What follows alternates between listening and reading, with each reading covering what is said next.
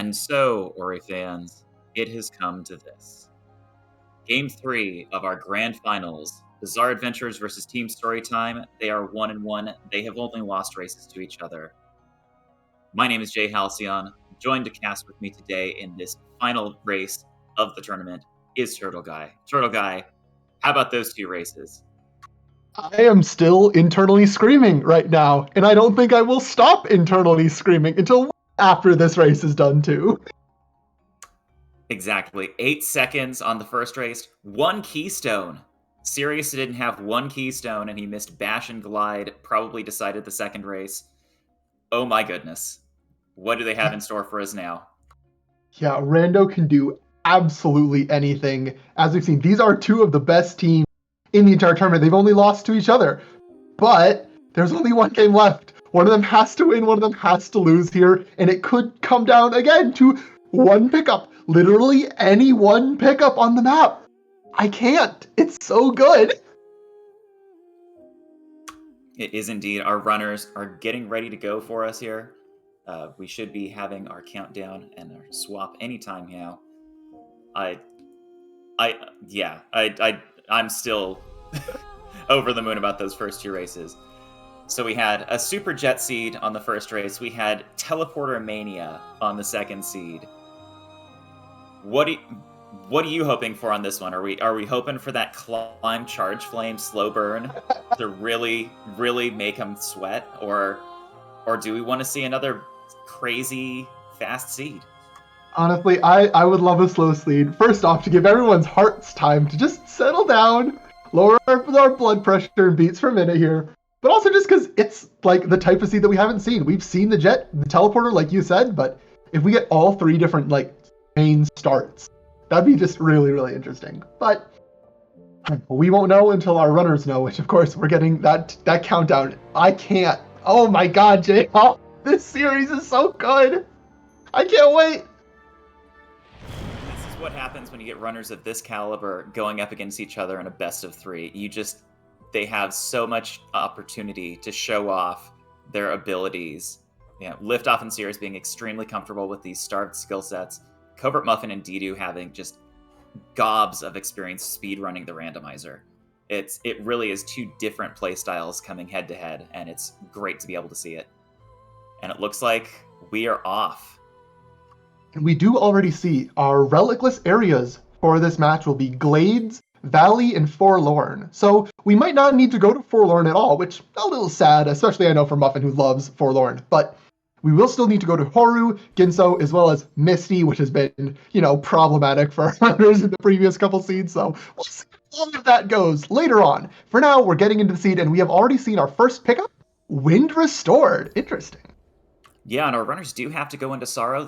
Assuming they do manage to find Glide, this will make it easier for them to get into Sorrow if they don't find that teleporter. They won't have to do anything like a rocket jump or a bash chain with the birds or anything. They'll just be able to get straight in. But by itself, does absolutely nothing but make some pretty effects. And then we've got an ability cell. So we still could go anywhere from this, but we're looking like a little bit like Blackroot might be the option. Yeah, and with Wind Restored in play, I would not be surprised if one of the next 2 pickups is Glide, and then the actual progression out of this starting area is on the Frankie Walk. Because that's in logic with just Glide and Wind Restored. So unless our runners manage to find 2 keystones or, another skill, Glide is pretty likely to be right on our runner's way, which will be nice. We won't have to see one team with and one team without this run. I mean, we were talking about having a nice slow burn seed, maybe some Glide Wind Restored Swamp Teleporter action. Ooh, but, I like that. We'll find out. Looks like Muffin just a little bit ahead on the stream desync, so we'll get the first information on this keystone from him. It is a keystone, in fact. It's not lying today. And so then this second keystone pickup has to be some form of progression. And it is indeed Glide. So we will see our next form of progression will be on Frankie Walk. However, our runners can also do this fake flippers trick, which is not in logic, but Muffin has found an extra keystone out of it. Lifdoff looks like Oh, actually, Liftoff takes a pretty big death while attempting to go for fake flippers. Has to go all the way back to get glide, but Liftoff's teammate Sirius will be the first one through to Frunky Walk, and that is climb. So yeah, pretty slow seed start for our runners here. Yeah, and Storytime both going over to get that climb pickup. Neither of them taking that keystone immediately into Glades. Real heads up play there. It could have just been a keystone here to send you into Glades, but having that climb pickup makes Glades much nicer. You can clean out the entire loop area. You can get a few more pickups very easily that you wouldn't be able to get. So very heads up for both of them getting get that. Meanwhile, Dedew and Sirius both going into Blackroot here. We'll see what they find. Muffin looks like Muffin took a bit of a death there, had to go back for climb. Yeah. Something I think I would also want to note is that Liftoff didn't actually see what was fake flippers, and I don't think Sirius went and grabbed that pickup either. So where Muffin here has the option to use that extra keystone that he found out of logic to go into Glades, but yeah, it looks like that's what Muffin is going to do. Liftoff does not have that option and will have to follow his partner into Blackroot. So Blackroot's not too bad. There is a clean water pickup there, which, hey, immediately puts that keystone that Muffin just used in logic. So none runners are too far out of a logic chain just yet, but the fact that Muffin and Dedew have already split up means that they can check more pickups more quickly right now. Yeah, however, an advantage for Sirius here. With that clean water, he will be able to check that longer swim as well, and I believe we'll see, is he going to go left immediately? Yeah, he's going to go check that energy cell deeper in. So this is something that Team Storytime did not check. It's just another keystone, but that is still very valuable in Glades early on, as it will let him get access to Spirit Caverns much more quickly. And a nice little hop there with Glide to skip that cutscene. Yeah. Although we are seeing on Muffin's screen, map 1 was a keystone. So if Muffin does manage to find one more, that'll at least open up most of Spirit Caverns, aside from the pickups that you can't get to without some form of verticality. But yeah, keystones in the early game could be a big deal. We did see last seed that our runners really needing those keystones early on, but who knows what this seed will bring. So far, it looks like, yeah, we're just seeing 2 runners going into wall jump loop, 2 runners going into Blackroot, a nice and easy split with our slow start so far. We'll have to keep an eye out. It looks like Muffin and Dedew are both a little bit further in their respective areas, and Muffin finds Bash! All right, so we've got a Bash, Glide Wind, and I see Stomp on Dedew's screen behind the Crushers there, so locked out by Dash. So this is getting very spicy very quickly. I don't think we're going to see that slow burn seed that we may have been looking for here, Turtle Guy. Yeah, but that is totally fine. We're still going to see something amazing. Although I'm keeping all my eyes out right now on Sirius's screen. We know that Bash is just below, but Sirius has decided to start by going into Spirit Caverns with that extra keystone. So, well, there are pickups to get here, including, oh my god, the climb ramps that Sirius is doing. He's just so good. But for his troubles, all he gets is more keystones, and has found Bash now a little bit slower by having to go through this area first before coming back. He will find Bash pretty soon, and so that won't be too much of a time loss for Team Bizarre Adventures here. Yeah, and on the right side of the screen, CovertMuffin has 4 energy from his adventures in Glades and is going to make the play into Grotto. This is almost certainly the way that the seed is looking to get us out of Glades. So he's going to take that. Never picked up that clean water, it looks like. Is that still dirty water I see? Yes, it is. He never went down deep enough into Blackroot to get that. So he will have to make a decision here about this pool XP. He won't be able to get it and get out. So just some experience. Gonna skip that for now, it looks like, and continue over into Grotto farther. Meanwhile, Bizarre Adventures has found a Bash from Sirius. And so we'll see Liftoff make a beeline straight there. Dedew is doing the same thing, already at the map stone, so just needs to get up and around that swamp loop. We'll see if Dedew attempts mini iceless. Truck has mentioned that Sirius got that first try, which I'm not surprised. Sirius has been playing absolutely out of his mind this entire series.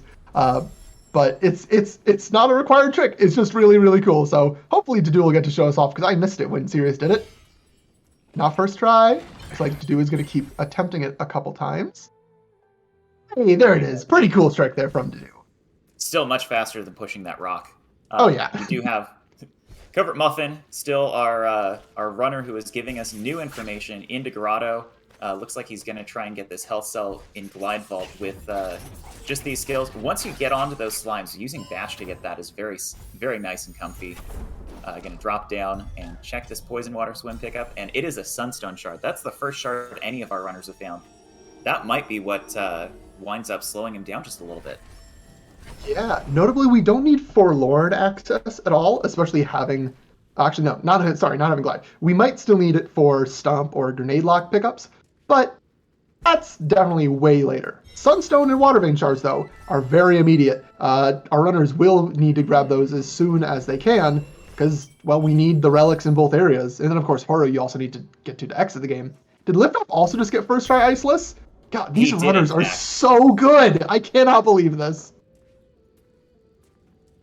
All right, Dedew climbing back up. Looks like he's probably going to be making that play for Spirit Caverns. We know Muffin did not go to Spirit Caverns, but Muffin, on the right upper screen, finds Charge Jump falling down into Grotto. So Dedew may skip out on Spirit Caverns. We'll see here. Yeah, Charge Jump, something that we've now found in all 3 of these races pretty early on. It's just a really, really strong skill. It's a lot of verticality. It's a lot of damage for doing things like, defeating that spider that Muffin just did. We see the verticality come in use here. It also has so many different tricks associated with it. You can do Terra Breaks. You can do grenade jumps. You can do there are too many tricks to name that I'm forgetting, because there's also so much to actually focus on with the rest of the race too. But yeah, C-Jump is so good. I will gladly admit to Charge Jump, Bash, and Grenade and Climb being my favorite skill set to go on if I had to pick just 4. So Dedew here is going to be opening the door at the top of Spirit Cavern. Sirius making his way into Grotto. Hopefully he'll find that Charge Jump in reasonable amount of time. Liftoff also opening that Spirit Cavern's door. So we're going to see a little bit of sync up between Liftoff and Dedew. And then we have, of course, Muffin making his way into that Grotto Vault, finding the Grotto Relic. Yeah. And a second Water Vein Shard. Something that I would like to note is the way that Logic seems to have intended for our runners to get over to Grotto here is through the 4 energy door. Liftoff right now only has 2 energy, so while it is possible with a Frankie Walk, Liftoff really is going to be wanting some more energy in order to get over there and find the Charge Jump that his partner is definitely about to find themselves, because that's a pretty big skill. And so Dedew does have 4 energy for their part, and will be able to, if they need to, get over there ASAP. I'm gonna point out here, CovertMuffin is throwing grenades, so we have grenade jumps, Bash, and Bash and Glide at this point. Ooh.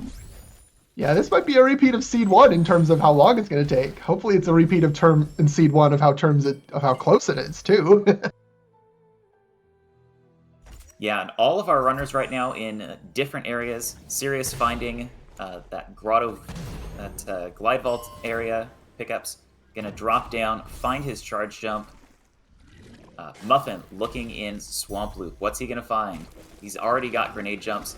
He can check everything here. And then maybe if he finds another Water Vein Shard, go into Ginso Tree.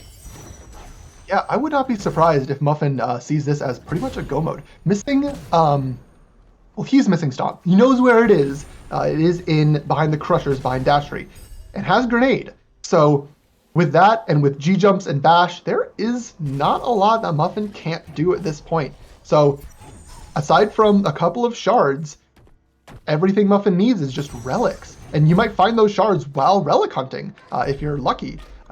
So I would not be surprised if we see Muffin just absolutely blitz through relic areas in order to keep progressing as fast as possible. And yeah, right here we see going into Swamp. Although Muffin still doesn't have clean water, so not a ton to be able to get in Swamp, but still enough that Muffin thinks it's worth checking.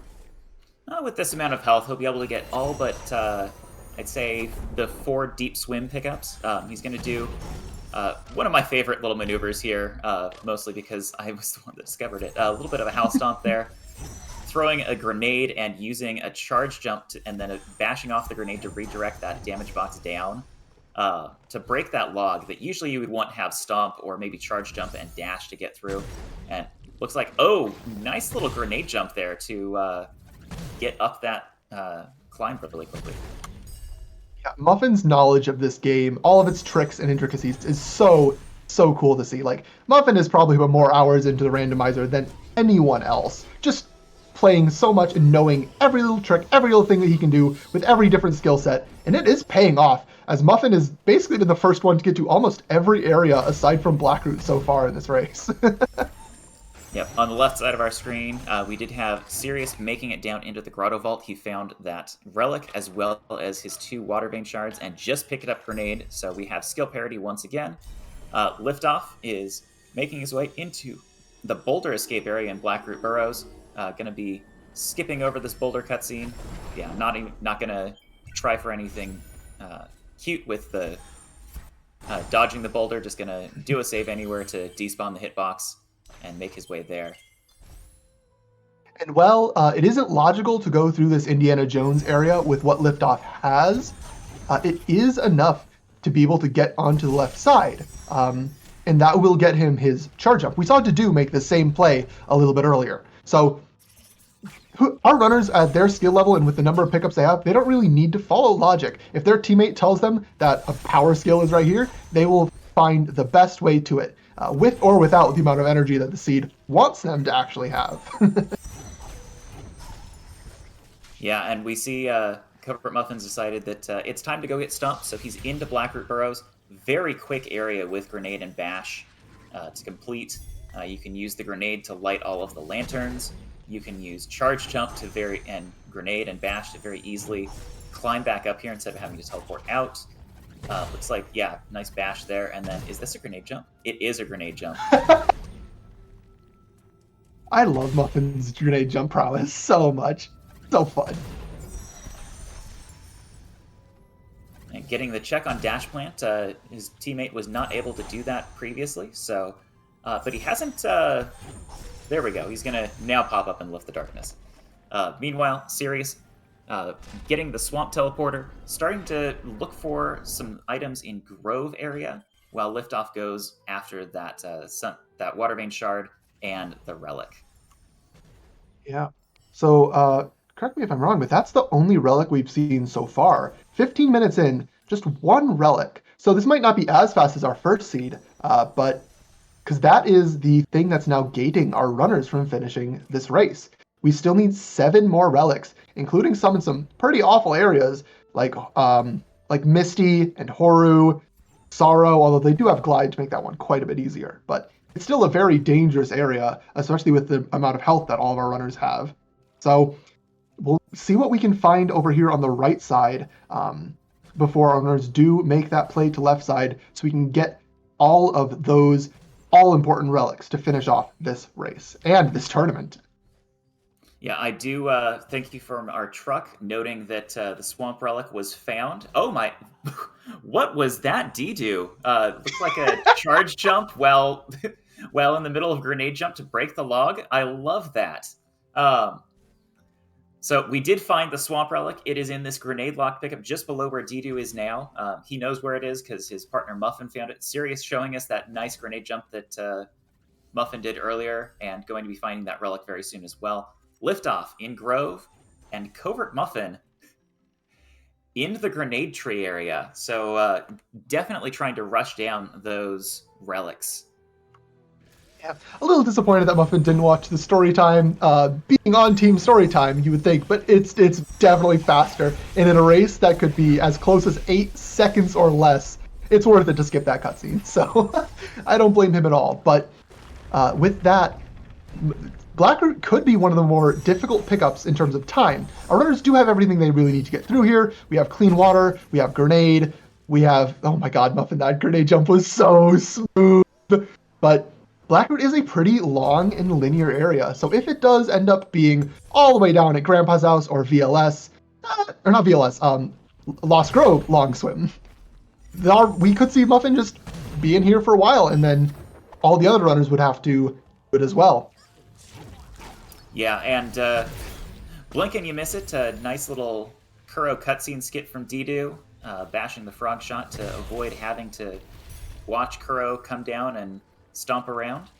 But our runners are in all sorts of different areas right now, looking at all of these different pickups. I can't keep track of everything. Muffin did find the Blackroot relic, though. That is our third relic that we have seen. Yeah, and that is not it too bad of a location. All of our runners will be able to get that without much trouble.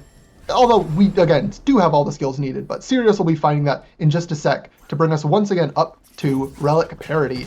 This race is so close. Like, oh my goodness, man.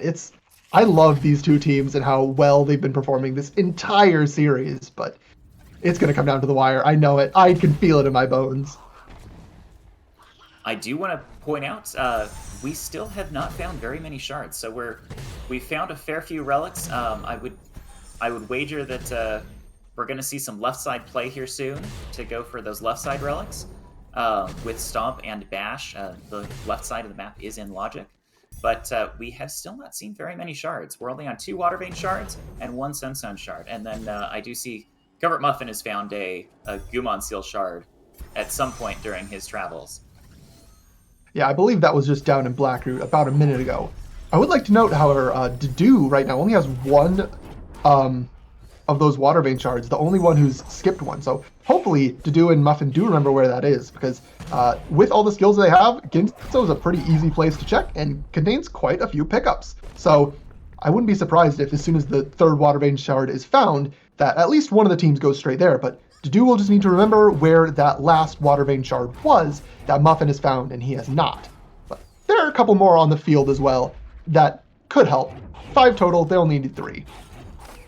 Yeah, the Water Vein shard that Dedew missed is in that left side of the lower grotto area, just above the pool. So easy to go get if it's remembered, but he already did go down there for the vault, so may not see a point to going back. I did see on liftoff screen we have found the Grove relic. It's the grenade lock pickup in Spider Sack. Thanks for the truck for pointing that one out for us.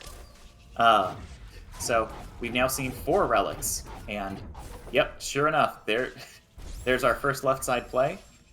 Muffin working his way over to Sorrow Pass, liftoff, stomping the peg to get into Valley.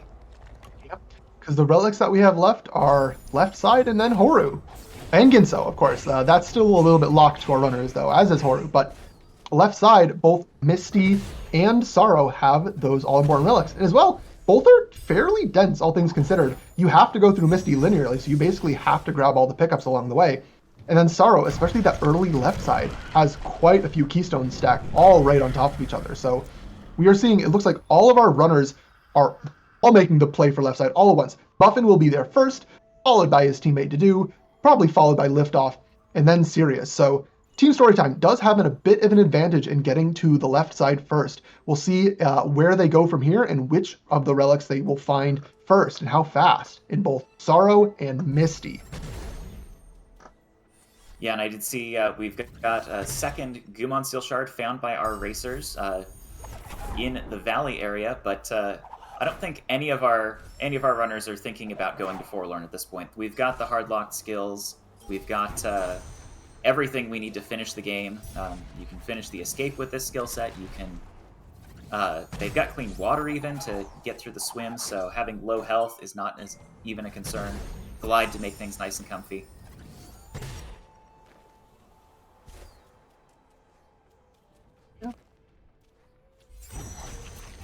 And so our first runner to the left side, Muffin, has now entered the first relic area of the left side that we're going to see, and that is Misty. So unlike last run, where we didn't have Grenade going in, we do have everything we need to make it a very comfy and easy Misty. Muffin as well knows so many cool G-jumps in this area. Oh, I just love watching Muffin pull these off like nothing. Sirius has been doing a ton of really cool G-jumps as well. Like, all these runners are so good, but just Misty G-jump movement. What is 20 seconds anyway? Yep, and Nice split up here. Dedew moving into Sorrow Pass, tracking down that relic. Looks like he's going to float up first, maybe check out this map altar and the map stone just above it. And then we'll see whether he decides to go up first or left first. This can take several minutes longer if you find the relic early versus late, so that could be a very relevant choice to be making. On Muffin screen, the Forlorn Teleporter is here in Misty, so while that isn't a required area, teams have the Gumon Seal Shards, or the knowledge at least, to go to Forlorn if they want to do it for some quick pickups or a map stone check maybe. But yeah, we might not see that at all. But at the same time, that is our only accessible dungeon right now. We have just been really starved on both Water Vein Shards and especially Sunstone Shards. So it'll be interesting to see where our runners do end up searching for that. Maybe Forlorn is a good place to search. It's a completely full area at this point. So we'll find out if any of our runners end up going there in search of those all-important dungeon keys. Hold the phone. Dedew in left side of Sorrow has found a second Sunstone Shard as well as a broken Ginso teleporter. So Dedew being the only one of our runners still on just one Water Vein Shard. Doesn't quite have Ginso access yet, but anyone else who manages to get that from that plant in left Sorrow will have Ginso access. Dedew just needs to find himself another Water Vein Shard, or remember where the one that Muffin found is. Yeah, that is also really important because it can be really, really quick to access the top of Ginso, as well as the middle areas from that teleporter, whereas the bottom only locks a couple of pickups by going in through the main door. So it's way, way faster to get that, and we'll see if Sirius manages to find that as well as he begins his search through Sorrow, whereas we see Lifdoff and Muffin both deep within the bowels of Misty, looking for that one relic, which, I mean, with how their seeds have gone so far, it's going to be one of the last two pickups. Just based on, how it's been going. Indeed, and I'm hoping for another Gumon Seal here. The grenade lock is just not going to be slow enough for them to have to do. And while we've been talking about that, Dedew did find a third Sunstone Shard, so our runners now have, at least combined, knowledge of access to every dungeon. And, were we going to see the, yes, the charge jump through the crack. Nice little fluid way to get from left Sorrow up into upper Sorrow. So Dedew is not done yet. We've got good dungeon access in one part of Sorrow, and then it looks like our relic is going to be found up higher. And luckily, Sirius is going to be taking the same path as Dedew through Sorrow, so we'll be finding that Ginso TP and the Sunstone Shards. Hopefully we'll follow up to find Dash over in the right side of Dorito Caverns. While runners definitely didn't need that extra power skill, hey, I don't hear Dedew complaining. Dash is amazing for the movement speed, helps to not have to, bash nade everywhere. Dedew does take a bit of death on spikes, but I believe did save after Dash. So Dedew will be getting right back into it, does have enough keystones to make it through, and so we'll see that Dash helping him check pickups all the faster. And Sirius trying to follow up. Hopefully we'll be finding Dash pretty soon so we can get back to skill parity there. Yeah, that looked like Dedew had just not yet leveled up Charge Dash and put in his inputs and only got an Air Dash, which doesn't go quite as far. So wound up stomping into the spikes instead of that nice Charge Dash that he was expecting. Oh, and by the way, Misty is the grenade lock pickup again. Misty has been so cruel to our runners this entire series. I love it. Thank you, Misty. All right, so on our left side, Bizarre Adventures, Sirius has collected his full Sunstone now. He has the Ginso teleporter. He's the first to have full access into the Ginso tree. Getting trolled a little bit by that frog, but doing a nice little grenade jump to climb up into Sorrow faster. He's going to find Dash here in just a moment. Lifdoff just about to find his Misty Relic. And Dedew working his way up to the last two pickups in Sorrow. We have a Sunstone area relic. Yep. And both of our teams also at this point have almost the exact same knowledge. Like, this is so close to race. Team Storytime does have a lead. They were the first one to get into Misty, as well as the first ones to get into Sorrow. So we're going to see Dedew check these Sunstone area pickups. Is it going to be the plant, or are we going to have to see a cutscene skip from all of our runners? Oh, the plant is wall jump, actually. That's convenient, I guess. But it's not the relic. So, yep, everyone's going to go up and say hi to that Sunstone pickup in order to get their relic. So we'll see Sirius and Muffin heading up there as soon as possible. Muffin probably just going to get dash and then straight up there, not having to go through all these checks that his partner already did. Sirius is just going to get through this teleport area and then go up there themselves. And then all that's left is the 2 final dungeons for both our teams, Ginso and Horu. Exactly. And this is very, very close. As we were hoping, just a slight bit of movement left, although Dedew still missing 1 water vein shard, so he's going to be following, going after that Misty grenade lock here. Looks like Muffin is... No, not going to bring the tumbleweed with him. Okay. I was wondering about that. Looks like he got a little bit trolled by the laser bash to get through that Sorrow crack, and decided to just use the tumbleweed, do this the casual intended way, rather than doing anything fancy with it, and instead do some fanciness with his grenade jump to get up into Dorito Cave. Looks like Liftoff is having issues with the Sorrow crack as well. This is definitely not how you were supposed to get up through this area. The game does not want you to do this. And you can, as we've seen with, as we saw Sirius do like first try. And there we go, Liftoff does get it. That Sorrow crack proving a bit of trouble for both teams at least. So once again, very, very even through everything going on here. And hold on, is Sirius watching lore? Sirius. You're not on Team Storytime. Team Storytime is skipping this. Why are you showing it? For the memes, it has to. Maybe actually, I don't know, what's his ability cell count at right now? As long as you have 1, you should be able to skip that by putting it into purple or red tree. But I know Sirius did go for sense, so maybe out of ability points because of that. And now has to watch the lore, giving Team Storytime the edge thanks to Storytime. Yeah, indeed, and thanks to Cleanfell over in the truck letting us know Sirius was in fact out of ability points. So spending his points to get up to Sense along with Charge Dash, it is very expensive and wound up being a little bit of maybe a misplay.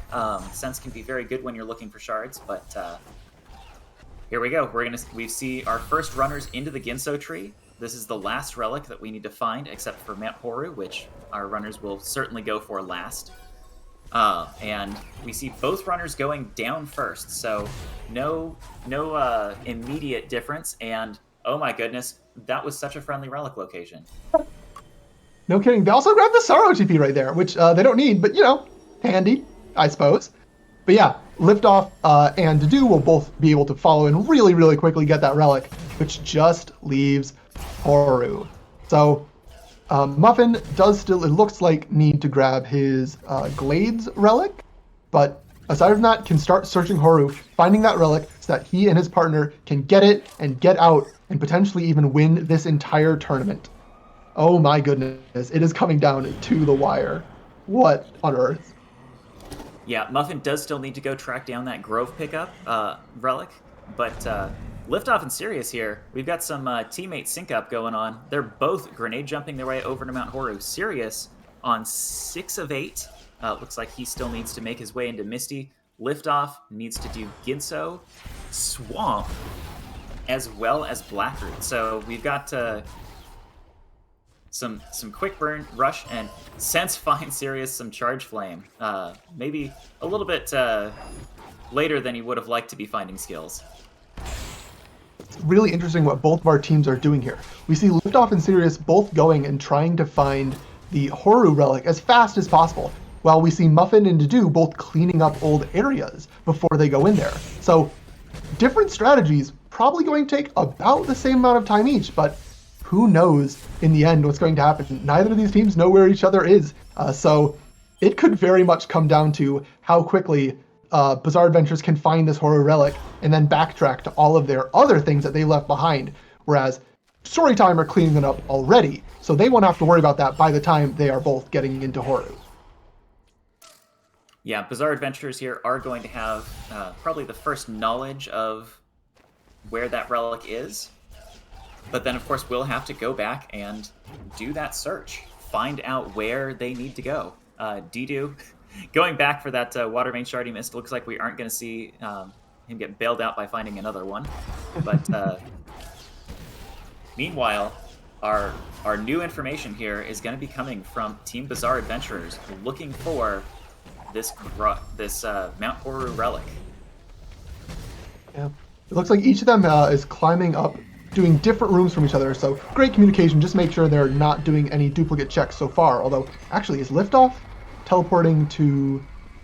Okay, no, he's just teleporting back to Horu. So they will still be climbing, just both doing different rooms to try and check as much of Horu as fast as possible. So Sirius going up to the top after both runners have finished L and R4, because L and R4 and then L and R1 are the most dense rooms to check. So both of our teams want to get those done first, and that is what Sirius will be doing. Sirius, please. Okay, does place down a save because after having 1 health, and then oh my goodness, Sirius, what are you doing? Oh. It's just an instant kill laser. It's fine. He had a fraction of a health point anyway, so the fact that it was an instant kill didn't matter. So we do see Liftoff bailing out of Horu at this point to go search for, do his cleanup. Does still need to do the Swamp and Blackroot relics, which are pretty quick. Sirius still needing that Misty relic. Whereas on the right, Team Storytime, both on 7 of 8, just needing to find this horror relic. We know it's not down in these first 2 rooms, so how are they going to split this up? Oh my god, I cannot believe how well Sirius has been playing this entire tournament. Like, can I say that enough? He's just been popping off at every possible opportunity. Oh my goodness, but there it is. Sirius does find it. It is in R1, the energy cell. So with that, we as casters have knowledge of everything, and Bizarre Adventures also have knowledge of everything. I believe Sirius only needs, at this point, Misty, and then Liftoff needs that horror relic that we just found, and Stomp? Swamp Stomp, yes. Swamp Stomp, yes. We do have, on the lower right, Dedew heading up to the top of Mount Horu, so not wasting time on those middle rooms. We'll find, looks like gonna do our hashtag intended strats, except not really, here on these upper rooms. So going to find that relic in short order. Oh, my heart. I don't know if I can take this. Both teams are so close, but it's also so hard to tell at this point. Because again, Muffin and Dedew are both did their cleanup first and are now coming into Horu second.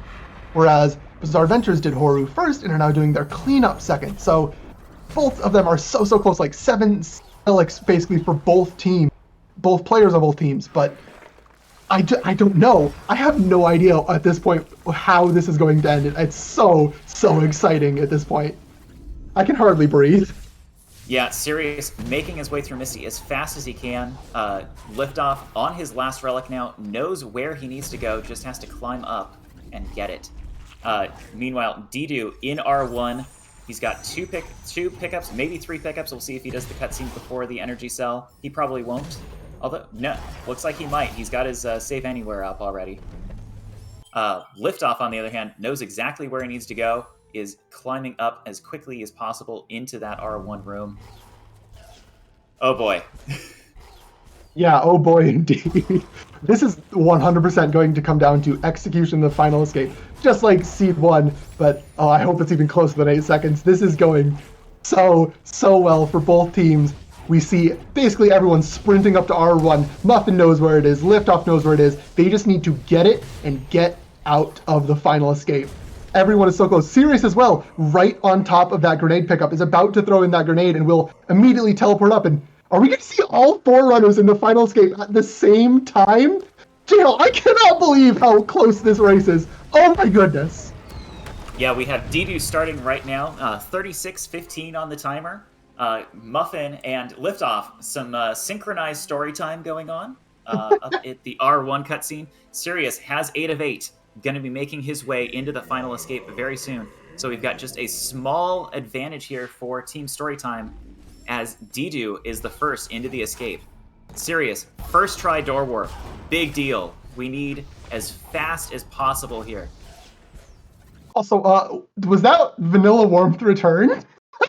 I love this game so much.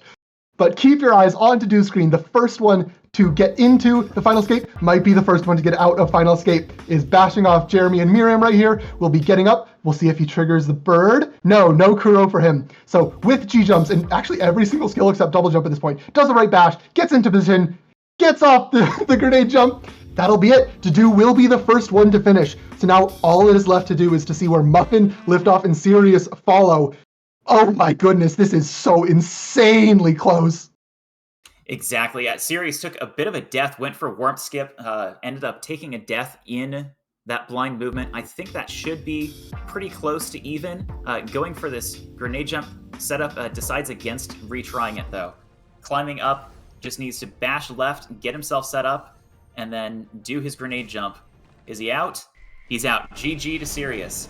We have two runners in holding right at the same time. We have Liftoff starting the final escape. And we have Muffin Stream doing something. There he is. He's through he's into the elemental room. Oh my goodness.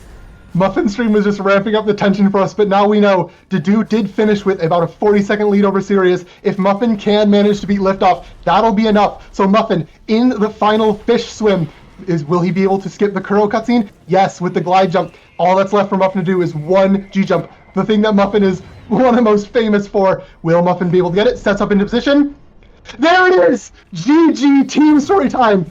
I believe will be taking the win in this 2023 Randomizer Doubles Tournament. Oh my god, J-Hall! This was crazy, and Liftoff, first try on that grenade jump as well, just barely behind CovertMuffin, even closer when you recognize that their timers are a little desynced, but it is going to come down to, I think, the difference between Dedew and Sirius being 36 seconds. We'll get, as soon as they have some final times here, we'll get an exact delta from our truck, I'm sure. But oh my goodness. And Muffin hopping. Muffin, you can't hop at this point. That is way too close to hop. Muffin, but he does manage to finish off 39.09 with a 37.50. I can't do the math in my head, but that is a ridiculously good time. 38.29 average. Can I put it again? Sub 40. We have two C's in this final round that have both sub 40s. All of our runners. That is so insane. Muffin Dedew, Liftoff Sirius showing off so much skill throughout this entire tournament, and it all came down to the final escape of Game 3. Holy guacamole! I can't. Yep, our final times for average, we have 38.29.5 for Team Storytime, 38.51.5 for Bizarre Adventurers. So Team Storytime will, in fact, take the tournament. Wow, what a set of races. Hold on, was that our second fastest race of the entire tournament? That was our second fastest race! The only one that was faster was scene 1 of this set! These two teams have been so evenly matched over the entire tournament. Both of them took 2 games off of each other. But in the end, in the finals, Team Storytime did come out, but GG's to everyone in this race. That was so fun to watch and commentate. Oh my goodness, man. Oh my goodness. Our truck is pointing out, do you remember what Sirius wound up watching partway through that seed to get his Zara relic? No. Do you know how long that cutscene is? It's over a minute. It's over a minute. This is why you don't go sense, folks. Let's go Team Blue Tree. So we had in our finals match, best of 3, we had race 1 decided by 8 seconds. We had race 2 decided by 1 keystone, and we had race 3 decided by 1 story time. Team Storytime gets the victory by not watching Storytime. It's too perfect. Oh my god. Yeah, like, it's so good. But it looks like our runners are beginning to come into on deck. We have so many questions. All three of these matches were so good. So we're going to bring them in. Everyone, GG's. So much GG's. That was so cool to watch. GG, I'm so fucking hyped right now. That was epic. Yeah, GG's. GG. All right. I'm gonna take us back a little bit. I know we're all really excited about that last race. I'm gonna take you back to game 1. So I'm gonna start with Team Storytime. Less than 10 minutes to grenade jumps. Muffin, Dedew, what do you think about that? Like, was that actual skill go mode at that point? Yeah, honestly, like these skill sets we got in all 3 seeds is like exactly what we were hoping for the grand finals, because we felt like we were gonna have the advantage, like with these skill sets in general. So like for like every single one, but really the biggest thing was like we were really had this like frantic, nervous energy about us, like in our comms, and it's like been a huge struggle in every single match in the tournament, actually, in all honesty. So in that first match, we just lost like tons of minutes to like execution, and then our comms were just all over the place, and we had like difficulties with communicating concisely what we need to convey to our teammate. So I think that was the biggest thing. And only having lost that by 8 seconds was just like, well, okay, that's really good for us. So if we can just calm down for games 2 and 3, we should be able to take this. So that was really the big thing about game 1. All right, and Team Bizarre Adventures, your thoughts on game 1? That extremely jet seed, that very close race. I don't remember much except that it was super stressful. Well, grenade jumps don't scare me. I'm very familiar with grenade jumps as well. But something I was sad about both in the first and second seeds was the severe lack of wall jump, which you need for pre-charges, because that's one of the biggest advantages I would count for myself over Muffin, is that I do pre-charges, which almost no one does, and that can sum up to like half a minute or something. That is true. I would definitely agree with that. All right, and then Sirius, you finished out first in that match, and then were, I'm sure, watching very intently as the next 2 finishers came in, waiting for liftoff to finish. Put us in your mind at that point. Oh, I mean, you can do nothing but wait until you can calculate the average. It's all out of your control at that point. But it's fun to see because, like, in co-op, yes, one player can finish in 4th place and their team can finish in 1st place, right? That's how averages work. Yeah, so like the way me and Dedew do it is like, so we saw Sirius finish first, and we knew the exact time differential between him and Dedew's end time. And so it's like if liftoff finishes greater than that amount after the 3rd place, me, then we know that we won or lost. Yeah. So that's what we usually do while we wait. And yeah, that was, from a spectator's perspective, watching those seconds tick by was so nerve-wracking as well. But that one was the win for Bizarre Adventures. But we now have to get into questions about Seed 2. So both teams. Start of the Seed 2 gave us basically every teleporter, and I think we had all of the teleporters the entire map by 30 minutes, approximately. So let's start with Team Bizarre Adventures. What do you do when you get so many teleporters? Where do you prioritize? Do you want to split? Just check what's dense, or what's going on at that point? That's just so funny. Like, you might be familiar with a Grove teleporter start or a Swarm teleporter start, but a Grove and Swarm teleporter start, I don't think I've seen that. I mean, ultimately, it's nice for co-op. You split up, everyone does the teleporter that they're familiar with. But just from a seed generation and progression perspective, that was so funny. Yeah, and then the same thing for Team Storytime. What was your strat going with that insane teleporter start? Yeah, so usually it's nice to have at least like one teleporter because that makes splitting up easy. But when you have like 2, that's like 3 or 4 areas you could check. So like, where do you go? So I think like Muffin, I think at first was telling me maybe we should both of us should check like pickups 3 and 4, and then go to Grove.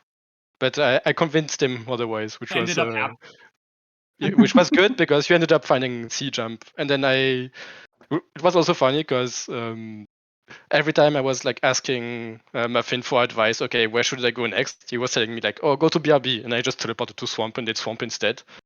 And found Dash, which was good. I feel like we found Dash pretty early, so like I think in the end, like the splits we did ended up working out. Yeah, so like a big thing we did was Grove teleporter on pickup 1 means that we both get Rhino XP. So that way we're like both guaranteed, just in case we mess up the EXP, going to pickups 4 and 5, or 3 and 4, excuse me. Counting is hard.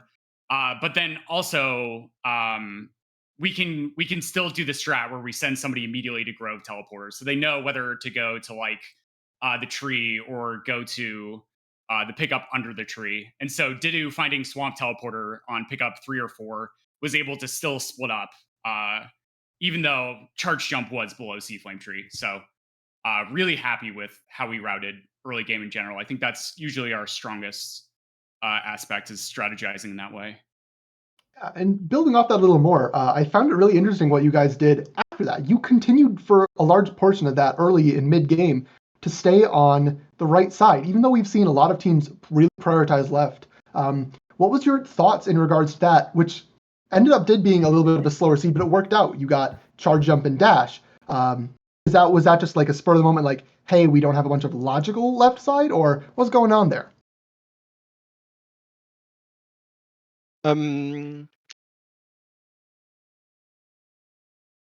Yeah, I'm not so sure because I feel like we didn't have like enough skills before going left side. I wanted to like have a bit like comfier skill set, just to avoid like dying so much, which ended up working out because I had like, I think in the first seed I lost like close to 3 minutes to death, and in seeds like 2 and 3 I lost like less than a minute.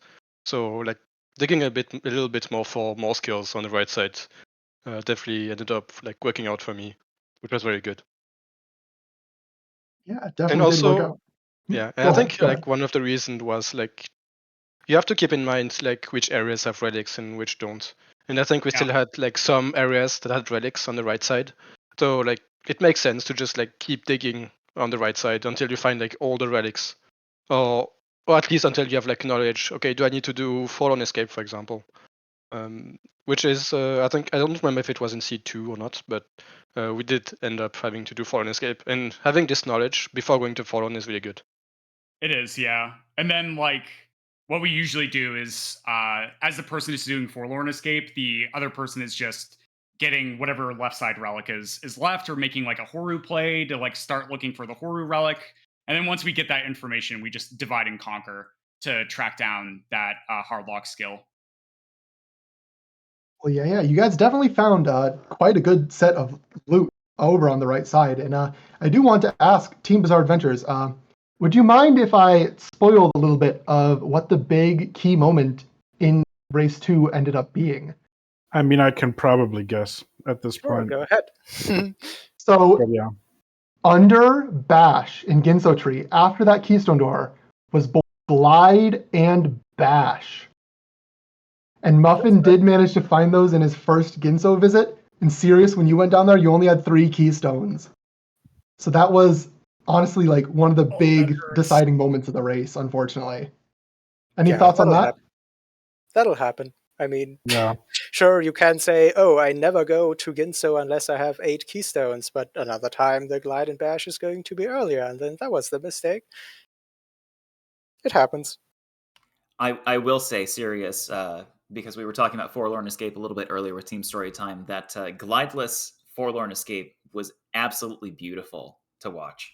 Thank you. Oh, yeah. And then, of course, it all came down to game 3. So early Bash, early grenade jumps, early stomp. Again, there was there was nothing that was going to stop you skill-wise. What did you make the decision to go left. And let's start with Team Bizarre Adventures. Bash and Stomp puts it in logic immediately. When did you decide to go? I think the decision came. I was searching for the Grove relic, and I found it on the grenade lock pickup in Spider Sack. So I was basically at Valley Entry already, and we didn't have many. So I thought that would be a nice way to like chain the routing without having to go back there, since nobody had the Grove TP in that match. It would have otherwise meant a backtrack from the Glades TP, probably. But since I was there anyway, I was like, yeah, might as well continue left. On a higher level, that was also an interesting seed considering left side access, because while Bash and Stomp does unlock the left side, the Stomp was behind the Crushouts, which are locked behind Dash. So in that situation, you have to wonder, okay, is the left side access through Dash and then Stomp Bash? Then there's a Dash on the right side that we want to find. Or is it a Sorrow Teleporter? Then there's a Charge Jump on the right side we want to find. And it ended up being the charge jump, and I think that's kind of a turning point where you say, okay, now that there's a charge jump here, it's not as certain anymore that there's also a dash on the right side. Now it might be more valuable to go to the left side. And indeed, it seems like there was a teleporter to the left side, and dash ended up being in Sorrow. All right, thank you. And same question to Team Storytime. What went into your decision to go left? We're talking about the last seed, right? Yeah. Yeah, seed number 3 that we just finished. Seed number 3. Too many seeds I've played. They were all very similar, like charge jump, dash. Yeah. So like after finding, I don't remember where. I don't remember where I found anything. I just completely. So like one thing that's really important when playing rando is like forgetting what you've done in the previous seeds. Because you don't want to be confused between like seeds 1, 2, 3. So like I guess I've kind of learned like after the seed is done, I just like completely forget about the seed I just played. So like I have no idea. Yeah. So left side was definitely for relics, and I don't know if this got mentioned. Sorry, my internet's cutting in and out, but we found 350 experience right next to Light Grenade Tree when we were going for the Blackroot relic. So we knew that dash was going to be on the left side of the map. And so yeah, it was just relic progress, right? It's the objective. So like when you're really optimizing your routing for racing randomizer, it's like my mentality is always just push for the objective, right? So if we already have all the relics, we have left side access, we should stop digging on right side, stop checking additional pickups, and just push for relics. Yeah. Push. Yeah, well, push indeed. And my question that I really want to ask, in the end of this race, we saw both teams pretty much dive into Horu as one of their last known checks for Relic at the same time. So that's a really interesting case because Horu has so many different rooms and nooks and crannies to explore. If you have two people, there are a lot of different ways you can do that. So Bizarre Adventures, let's start with you first. What's the strategy when it comes to splitting up Horu between two runners? We mostly ended up doing I do the right side and lifdoff does the left side. There's a couple of things going on in Horu in terms of how do you find a pickup the fastest on average. But one of the minor things is if one player door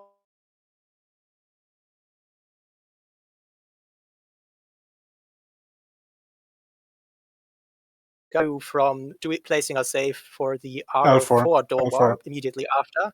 L4 door warp immediately after. You have to wait a bit there. So it's efficient if one player does the door warp and the other player does L4 and kind of spiraling from that. We did the, okay, one player does right, the other does left strategy. Yeah, that's really good and interesting knowledge there. So can I ask the same time to Team Storytime when you guys did the same thing at about the same time? Yeah, so one of the splits we like to do for Mount Horu is having, I guess, whoever gets to Mount Horu first, like the main room pickups, and then the bottom 2 rooms, because the bottom 2 rooms and R1 are like the densest. They have the most pickups. So it makes sense to go up to R1 as soon as possible, but also check R4 and L4 because those have a lot of pickups also. So a split we like to do is having one person go up and one person do the bottom rooms. And Yep. this seed ended up being me going up to R1 because I really like doing the big rocket jump all the way up, which I didn't get. I didn't get to go all the way with the rocket jump, but still, I Yeah. like doing that rocket jump. Yeah. And then I was super sad because right when Dedew found the relic in R1, I was going to start doing the lava dashes in R3. But then he found it. I was like, okay, all right. Hey, at least you managed to do it in a tournament yesterday. Yeah, I did. But yeah, so the lower route that I do was what I developed after just discussing it with Tritonite, which we discussed it because we were thinking about how to like optimally route Horu in order to get the maximum early pickups per minute possible. So the main room L4 into R4 is what I found to be the case. Yep.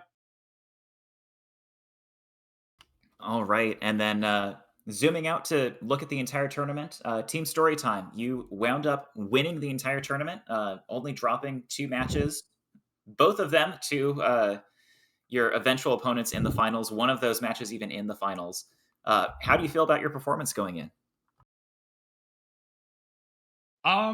So I really take a lot of bank and like the randomizer in particular. It's like it is definitely my favorite speed game of all time. So just like having these community events and being able to like share these experiences, especially with like somebody like Dedew, we're like incredibly like-minded and have like the same sort of level of competitive spirit when it comes to these things. And so it's just like it's really, I'm sorry. It's really such a treat to just be able to like experience these tournaments and like just play my heart out on every single one. So just thank you from the bottom of my heart for continuing to work on this incredible randomizer and put on these experiences. I love you guys so much.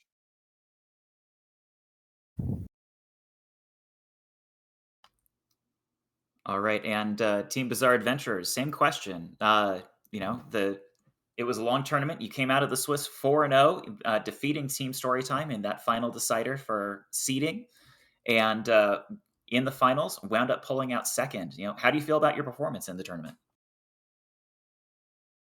Well, if you had told me before the tournament that we'd take second place, I would have been very happy with that. But of course, once you're in the final, you do want to win it, and it does kind of sting a little bit to know that we played 4 matches against Team Storytime, won 2 and lost 2, but we just won the wrong ones basically, and lost the wrong ones to come out on top. But overall, I'm still very happy with how the tournament went. Had a lot of fun, and yeah, congratulations to Team Storytime for winning the whole thing.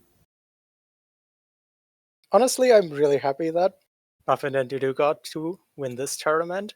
They've played that co-op tournament before, and Muffin has contributed so much to the randomizer routing and just cares so much about optimizing everything.